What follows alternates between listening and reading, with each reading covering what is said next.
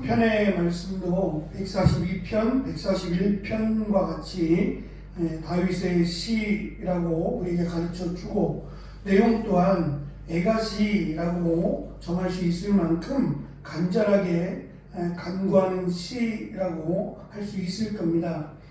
143편의 독특한 특성이라고 한다면, 시작 부분인 2절에서 주의 종이라고 자신을 표현하고, 마지막 12절에서 또 한 번 주의 종입니다 라고 자신을 종으로 밝힌다는 점이에요. 142편 6절에도 보면 나는 심히 비천하니이다 라고 고백을 했습니다. 결국 이 말은 나는 지극히 부족하고 연약하고 어쩌면 하나님 앞에서 무익한 종이라고 하는 사실을 다윗이 고백하는 겁니다. 만약 이 143편의 고백이 다윗이 왕이 되기 전이라면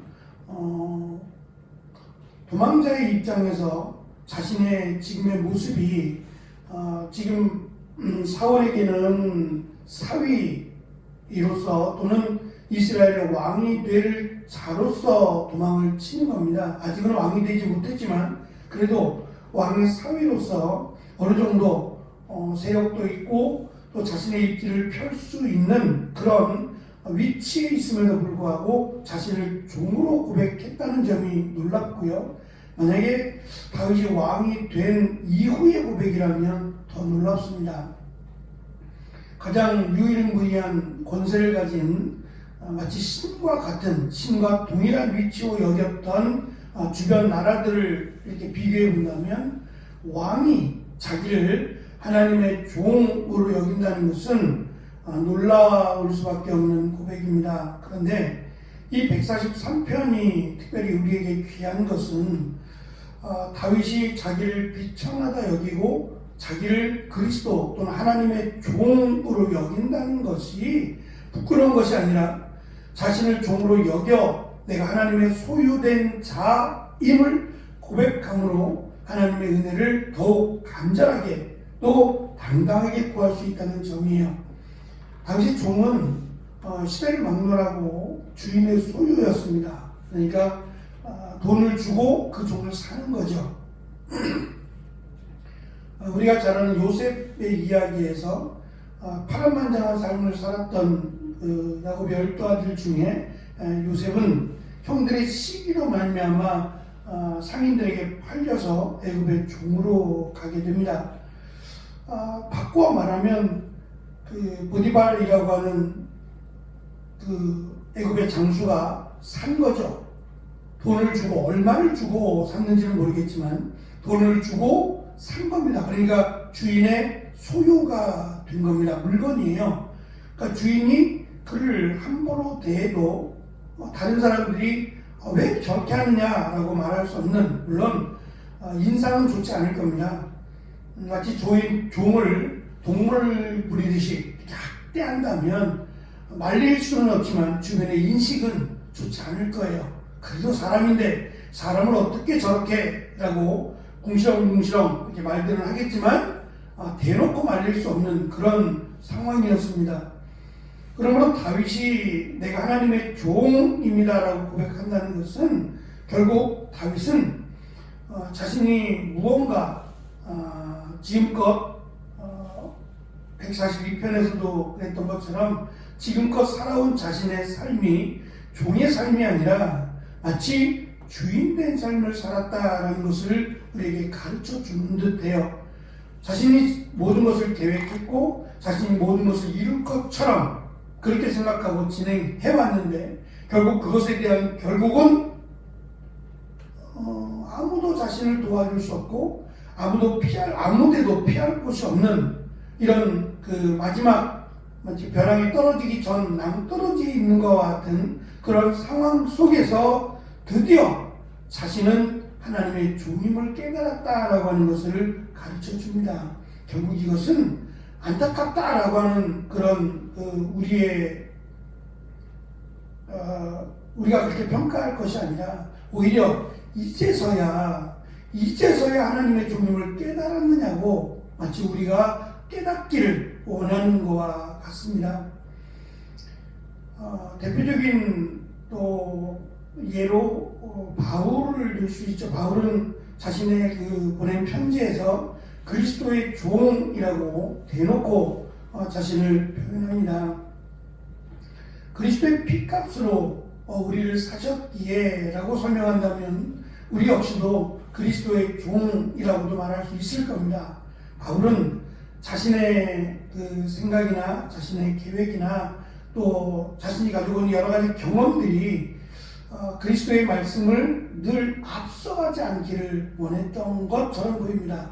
그래서 늘 하나님 앞에 말씀 듣기를 원했고 그 말씀 앞에 무조건 순종하기를 애썼던 사람 가운데 하나가 바울입니다. 바울이 편지를 보냈기 때문이기도 하지만 이렇게 많은 일을 어쩌면 그 먼저 사도된 제자들과 비교해 봤을 때 정말 많은 사역을 감당했다라고도 말할 수 있는 사람이 바울입니다.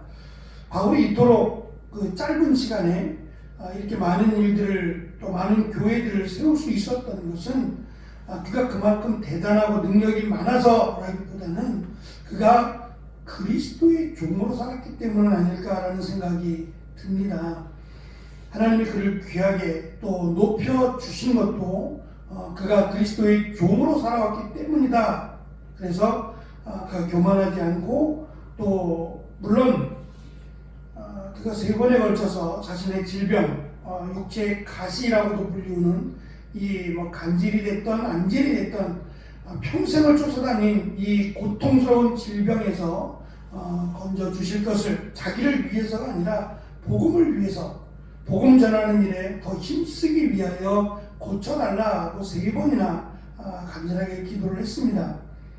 하지만 하나님께서 그것을 단호하게 거절하신 것은 그에게 더 큰 능력을 주시지 않기 위함이라기보다는 그가 교만하지 않기 때문이다라고 말씀하셨어요.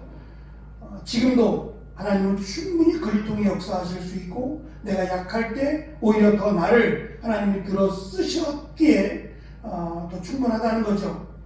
오히려 교만함이 이제 건강하고 완쾌되어서 더 하나님의 일에 힘쓴다고 하지만 결국 그것이 교만으로 이어져서 하나님이 없다 한다면 참 너무도 안타까운 일이지 않을까 싶습니다. 그래서 바울에게 육체의 가시를 그냥 남겨두셨다라고 가르쳐 주신 것처럼 어제도 말씀드린 다윗이 이렇게 사면 초가에 또는 궁지에 이게 몰리도록 하신 것도 어쩌면 하나님의 계획 가운데 하나이겠다라는 생각을 가져봅니다. 그래야 기도하고 그래야 하나님 앞에 내가 어떤 존재인지를 깨닫기 때문이죠. 사실 출발은 여기서부터입니다. 나를 비천한 자로 나를 그리스도의 날 하나님의 종으로 고백한 다윗을 하나님은 분명히 들어서 그를 구원하실 뿐만 아니라 그를 하나님의 도구로 사용하셨기 때문입니다. 그래서 우리가 성경의 역사를 통해서 배울 수 있는 것은 하나님의 능력의 위대함 뿐만 아니라 하나님의 원하시는 하나님이 찾는 사람이 어떠한 사람인지를 그래서 내가 그러한 사람이 되기를 힘쓰고 노력하는 겁니다.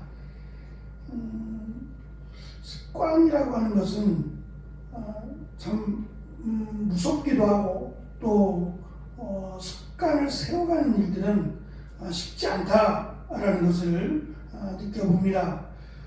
특별히 이 말씀 또는 기도의 습관을 갖는다는 것은 참 쉽지 않은 것 같아요. 더군다나 이 저녁 시간이 점점점 길어짐에 따라 늦게 자고 또 하루의 일과가 길어짐에 따라 하나님 앞에 나의 시간을 드리고 또 하나님 앞에 나와 기도한다는 것은 마땅하지만 당연하지만 결코 쉽다라고도 말할 수 없는 것 같아요.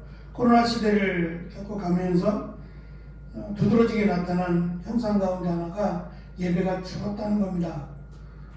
여전히 지금도 회복이 되지 않아요. 그래서 금요 금요 예배 또는 금요 기도회 시간이 여전히 사라진 교회도, 특별히 새벽 기도회가 사라진 교회도 굉장히 많습니다. 어쩌면 새벽 기도회가 없는 것이 당연하게 여겨질지도 모르겠다라는 생각을 가져보기도 합니다. 기도의 시간이 줄었다, 예배가 줄었다는 것은 시대가 그만큼 바빠졌고 분주해졌다라는 말로 표현해서는 안 될 것 같아요. 이보다 더 힘들고 이보다 더 바빴던 시대도 있거든요. 마땅히 기도하는 일, 하나님 말씀을 함께 나누고 예배드리는 일이야말로 우리에게 주신 하나님의 축복이요, 하나님의 은혜라고 하는 것을 우리가 잊지 말고, 오히려 한국교회가 이만큼 그래도 성장할 수 있었던 것은 다른 나라들에 비해서 더 하나님께 가까이 나아오는 시간들이 많았기 때문이다 라고 하는 것은 이미 발표된 내용이기도 합니다.